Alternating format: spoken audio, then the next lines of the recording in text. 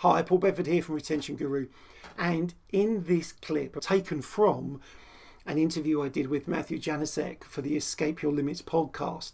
I think it was episode 89. He started asking me a load of questions and we just carried on talking. In fact, we talked for an hour and 20 minutes, which I think at the time was the longest one he'd ever done. But he asked me the question, how did I get into studying and looking at retention? And in this clip, I explain where it all started and what my thinking was. After this clip, I'll explain to you some things, my thinking going forward. So let's take us back. So how did you get into this line of work? Where did your career start, Paul? So I started in the fitness industry working for my local YMCA as a volunteer gym instructor. And that was more than 20 years ago. And I did all the basic qualifications that were around at the time. I even travelled to America to do some of the early CSCS courses by NSCA. And I'd come back into the gym and I'd work with people and I couldn't understand why so many people came into the gym full of motivation and enthusiasm, but then within about 4 weeks, 6 weeks, they'd either stop doing the program that I'd written for them, that I considered to be perfect anyway, or they'd stop doing the program, or they'd stop coming in. And what I realised over time was that actually I needed to understand human psychology to get people to stick to an exercise program rather than understand more physiology and kinesiology about how the body works. So at one point in my career, I stepped aside from working in the industry to study academically. And I went and did a master's in exercise and health behaviour. I followed that up with a second one in research methods, and then I ended up doing my PhD because I have a very simple philosophy when it comes to individuals, and that's if you don't get their head, you don't get their body. Right. On any given day, it's their head that makes the decision whether they're going to train or not. And I think our industry's really got it nailed in terms of what you need to do to change your body. But what there's a massive gap between that and what we need to do to understand people's behaviours and help them adopt or adapt to the fitness behaviours. Right. So when you talk about that getting head right then, so are there, is it across the industry, are there people that are doing a good job of that, or is that going to be one of the next things as an industry we really need to focus on? I think there are people already doing a good job of that, but I think there's also a lot of opportunities in that area.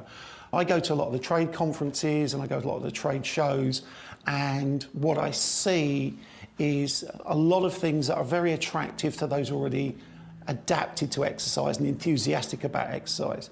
But if you took someone from outside the industry and walked them around, a lot of people would be intimidated.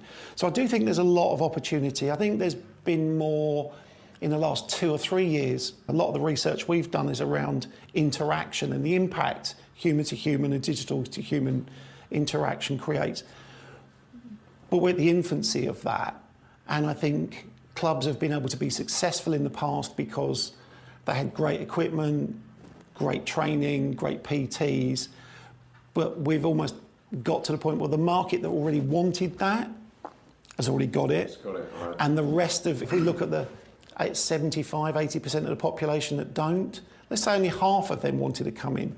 We're not yet in a position to, I think, psychologically help them. Right. And I think there are the training plans, but there should also be psychological plans for people, which is a very different way of looking at fitness. So are you saying then that the people, the percentage, whatever it is in market, in 10 and 20%, those people have already kind of generally made that mind and lifestyle shift to say, look, working out and fitness is kind of what I do, and we're sort of circulating those people, but the other 80 or so percent that have not done that, they're the ones that need that sort of mind shift to understand that they've got to make it a habit. Is that right? Yeah, almost. And if I think of a spinning wheel and people like a kids type roundabout, there are those people who are holding on for dear life in the middle or into it, and there's those people trying to get on but get thrown off. Right. And I think there's a lot of people come in, never really adapt mentally to becoming an exerciser and get thrown off the wheel.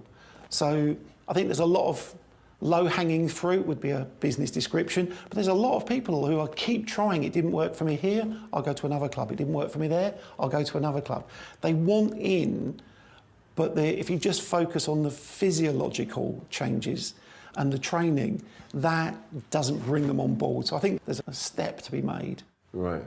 So do you categorize? So if you think about people before they've yet come through the door, do you kind of categorize them in those, like, these are the ones that are into it, these are the ones that could be, these are the ones that not? Is there any? Yeah. There is. What? Well, I use 3 basic categories. So my interest is always in, and solely in, people who want to use health clubs or facilities. I'm less worried about the people who are in running groups outside. I want people to come into clubs and use clubs. And I talk about new being people who've never ever been in a health club before. So they're new to exercise. Right. They might not be, so they're completely new. Right. Then at the other end of that continuum, I use the term savvy is somebody who can walk into most clubs and get a workout. That doesn't mean they are savvy on everything you've got, but they know they could walk in, if they do functional training, they could go over, pick up some battle ropes, get on with it. But there'll be areas of the club that they don't know. In the middle of that, there's a group that I call yo-yo. Right. And the yo-yos, I think, are the most misunderstood. Because the yo-yos have probably been a member of a club, not been successful and left, and then they've come to a second club, or they've come back to the same club. And when we go through our sales processes and our gym induction processes, the question we often ask them, have you ever been a member of a gym before? They can answer, yes, they have, but they often get treated like savvy, when actually they're more like new. Right. So it's like, oh, well, if you've been a member of a gym before, you won't want an induction. So we push away some of the services they actually need before actually even giving them a choice, or we make assumptions about them. So for me, I think about that. And then on the periphery of that, you've got all those people who want to be involved, but haven't yet made the step, or they're just cycling through from new to yo-yo out, new to yo-yo out, and they never become savvy. So that gives you some insight into where I started and where I am now. And I think really in the past 16, 17 years that I've been focusing exclusively on retention, every day all I think about is how can you keep a member for longer? What can you do to get them visit more? What you can do to make their experience better? You can see from the books behind, all I do is spend my time focusing on this member experience. And it has multi-facets. For me, it falls into 4 particular areas. Customer service, interaction, exercise adherence, and behaviour change. If you can nail all 4 of them, you really are going to hold on to your customers for a lot longer. That's it for this session. If you've enjoyed it, then subscribe below. If you want more stuff on retention, blog articles, videos, and so on, then pop over to the retentionguru.com website, and there's stuff over there that you can download. For now, that's it. I'll speak to you again soon.